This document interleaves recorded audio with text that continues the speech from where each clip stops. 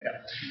So I entitled my Brazil, the Awakening Tiger, because really is what is happening there. They are evolving in a very short time from really just a insular economy to some economy that's really exploding onto the national scene. I love being on a panel with Adrian. We've done it for a number of times, and pretty much I can just sit back because pretty much what you heard from him is what you're going to hear from me, and again from Kara too. The same slides, the same hockey stick graphs, and all that. I have about 60 slides. I'm going to take about 4 hours, if that's all right, because that's really what it's going to take to really understand Brazil. But no, really. I'm going to try to run through these really quickly, but the slides will be available, most of them, to see later on, so you can review them at your leisure. And really, when you think about Brazil, they really only think about a few things. You got the Rio, you got music, coffee, soccer. That's all that really people think about in Brazil or of Brazil. But there's really, another Brazil that you need to know, and it's really now being considered the land of innovation, technology, and productivity. They are very proud of a number of accomplishments and self-sufficiency, for example, in petroleum, ethanol, and biofuel. Right now, when you go to Brazil, no car is being run on gasoline. Aviation, they're the number 3 in the world in terms of production and fabrication of airplanes, information technology, and science and technology. So a quick history of Brazil. In 1500, the first Portuguese sailors landed on the shores.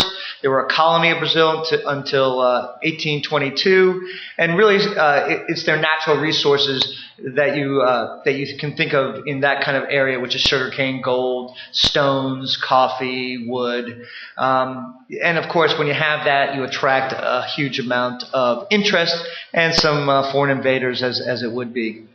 And it became a republic about 70 years later, with the first university about 78 years ago. And they really had very, very little base in science and technology. As I mentioned before, the industry was very insular, incipient, with traditional sectors of those that we mentioned, and basically in the commodities and natural resources. It was only beginning in the 50s through the 60s and 70s that some national or federal organizations came onto the scene to basically help build Brazil in terms of infrastructure from a science and technology production base. But they have challenges, just like India and China. There's large inequalities, but in economic and social and educational.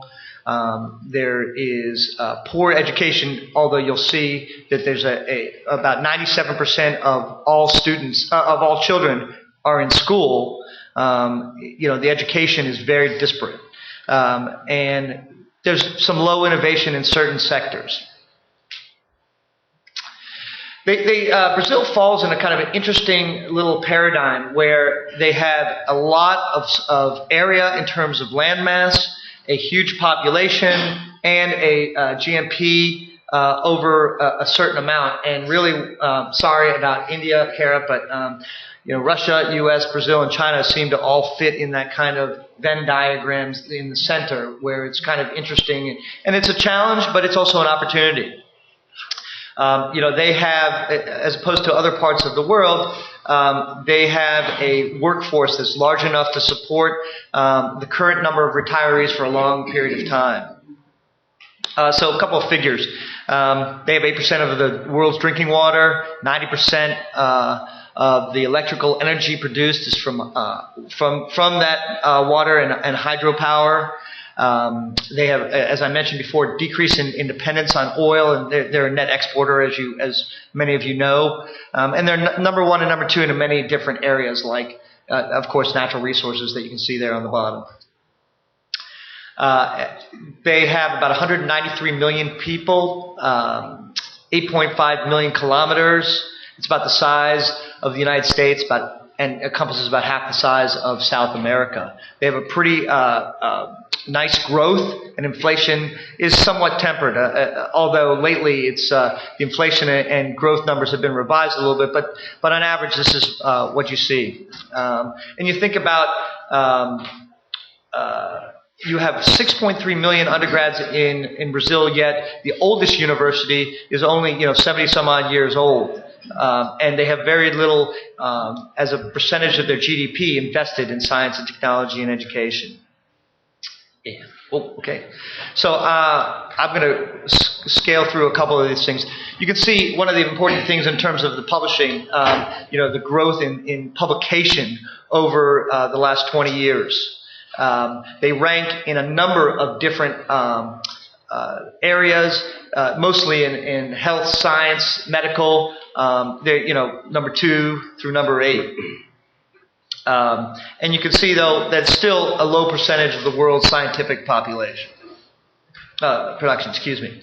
A couple of areas to pay particular note of. These are the areas that, if publishers want to pay attention to: agriculture, animal production, automation, internet, and the like, aircraft, mechanics, engineering, metallurgy, tropical disease, of course, as you can imagine, dentistry, biofuels, and some of the hard and life sciences. A couple of quick slides. This was the university system in 2002. This is the university system 8 years later. And this is the technical institute. So this is, if I go back for a second, these are the federal, and there's a lot of private institutions, but these are the federal universities, and these are the technical universities. So there's a huge growth in education. I want to take a quick second. I do that because, I think this was cool. So really, that's why I'm doing it. We're here in Arlington, where we're having a nice conference, and so if we're going to fly, we're flying all the way down to South America, and you can see that Brazil, highlighted on the right side, it takes up most of South America, and it's important to know that when you're doing business in Brazil, you have to pay attention to all these different areas. Well, if you're going to do business in Brazil, and I'm going to talk about this in a second, you deal with CAPAs, and the CAPAs consortia are located in Brasilia, which is the capital. It was forged out of the forest because somebody thought that that's where it should be, and it was kind of kind of interesting. But while it's centralized in Brasilia, you really you got to go to all parts. Of course, the first place you're going to go is to Rio and the beaches and the University of Rio as an example. And you're doing training sessions all over Brazil, and that's why you need a trusted partner there. You're doing about 40 trainings. So you're in Rio, you got to fly down to the south in Porto Alegre to do a training session there. And they're all beautiful locations, but you can imagine you're not driving, you're not taking the train. You're going from the south all the way to the Amazon, on the edge of the Amazon, to Manaus, where you're doing a training session one day, and then the next day, of course, you're going to Sao Paulo, where the largest university, over 100,000 FTE, are located. So it's really a very wide and diverse country, and you can see again how big it is. Anyway, I thought that was cool, so I thought you'd appreciate it. Excuse me 1 second. Go back to it here. Yeah. I got you. Yep. Okay, so quickly.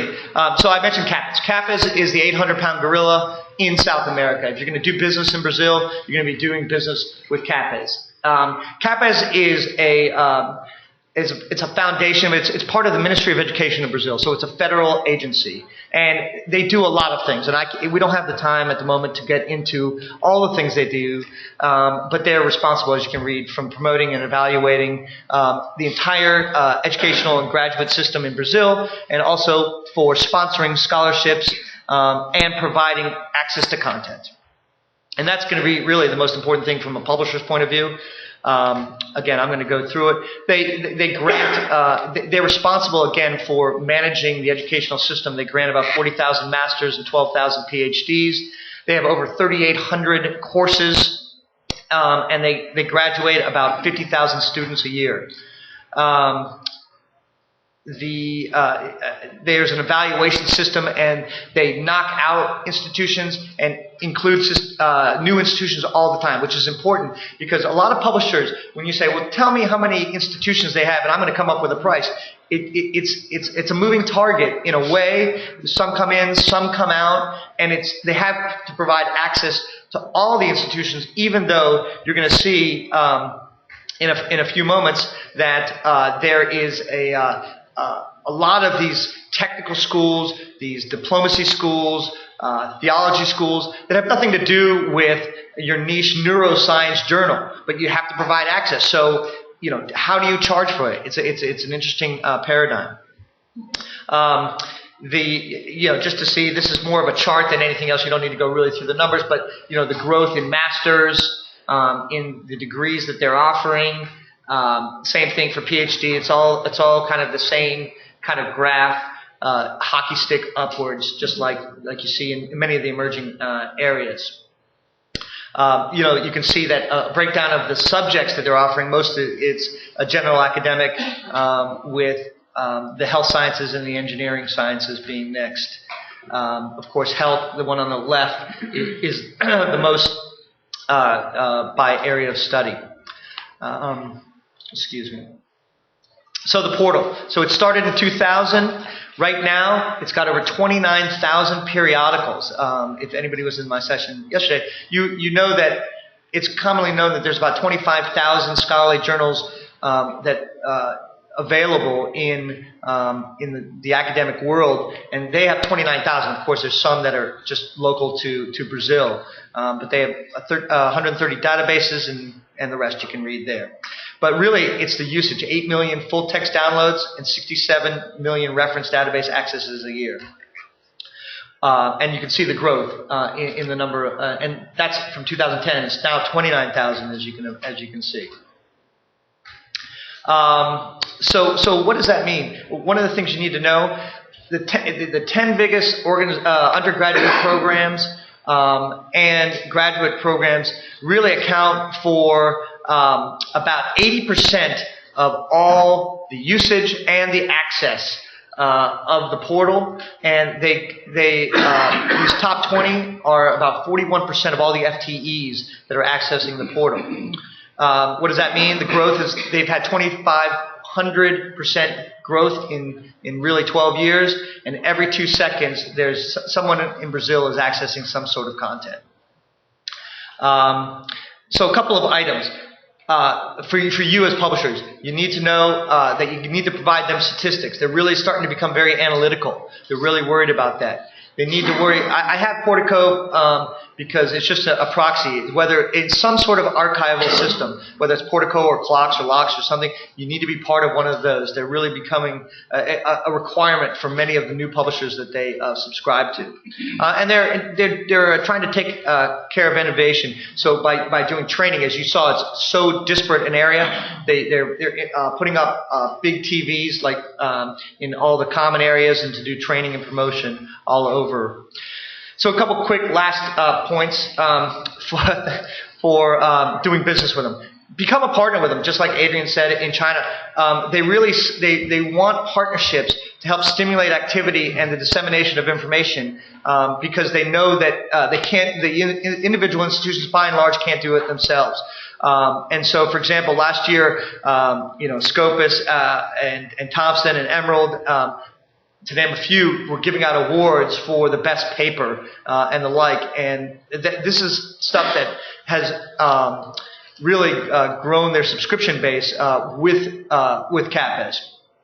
A couple of key takeaways. You got to worry about the currency. You can see the huge fluctuations from 2007 to 2008. Their real, which is their currency, was down 44% versus the dollar. It was up the next year to 25%. Currently, it's down almost 10%. You got to remember, it's all about personal relationships. So, you need to be partners with them and with a local representative that can effectively communicate your value proposition and get your message into the right people to for them to be aware and to be interested in your content. And it's the biggest opportunity in South America far and wide, and they're really seen by the rest of the countries as a leader. So that's about it. Thank you very much.